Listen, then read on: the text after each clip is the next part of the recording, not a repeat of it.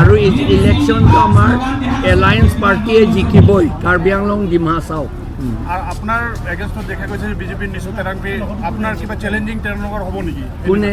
নিশো তেৰাংপি বাইদেউ উঠিছে তেওঁলোকৰ কিবা চ্যালেঞ্জিং হ'ব নেকি আপোনাৰ? আমাৰ চ্যালেঞ্জ একো দেখা নাই। পাঁচটা সিট আছে, পাঁচটাত আপোনালোকে কিমান আশা কৰে?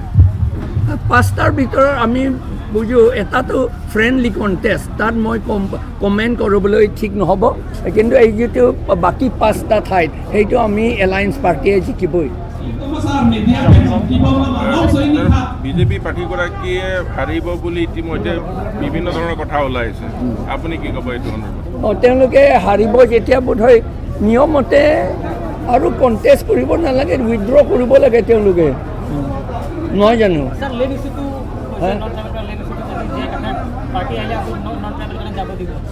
এইটো যাব দিয়া কথা নহয়, মানুহটো লেণ্ড অ'নাৰশ্বিপ নহ'লেওতো থাকিব পাৰে, নহয় জানো? এইটো খেদা কথা নুঠে ইয়াত, কিন্তু লেণ্ডটো আইনমতে পাতা যিটো পাব লাগে তেওঁলোকেহে পাব। বিজেপিটো কৈছে, তেওঁলোকে উপায় নাই কাৰণে মানুহবিলাকক ভুল বুজাবলৈ চেষ্টা কৰিছে।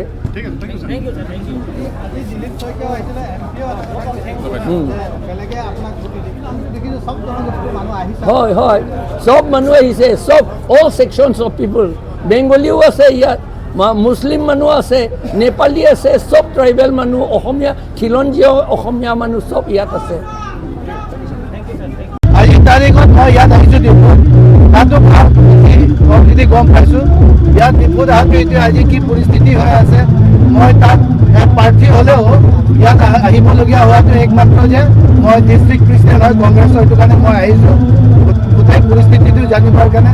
বোকাজানৰ পৰিস্থিতি ভাল, পৰিস্থিতি তাত ভাল হ'বই লাগিব, কাৰণ তাত বিজেপিৰ আগত কেণ্ডিডেট ভাল আছিলে, এতিয়া কেণ্ডিডেটটো বেয়া, ৰাইজে কৈছে এইটো ভোট নিদিয়ে, কাৰণ এইটো মানুহৰ যিটো ইচ্ছা আছিলে যাক বিচাৰিছে তাক দিয়া নাই, কাৰণ এইটো ৰাইজৰ বিৰোধে গৈছে। They have not choose according to the choice of the people. Sujo Rangpal is not choice of the people, but choice of the BJP current party.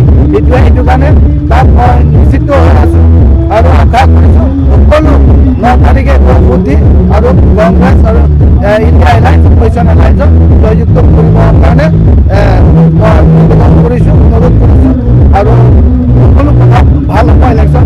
সেইটোৱে আৰু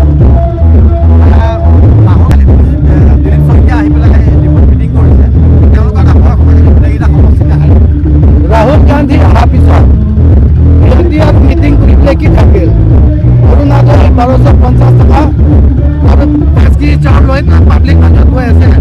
যেতিয়া নিউক্লিয়াৰ বম এটমিক বম ফুটাই দিছে ৰাহুল গান্ধীয়ে, আৰু কংগ্ৰেছে যিটো কয় সেইটো কৰে, সেইটো কথা চবেই জানে। সেইটো কাৰণে এতিয়া মিটিং মাতিলে মানুহে নহ'ব বুলি কৈছে।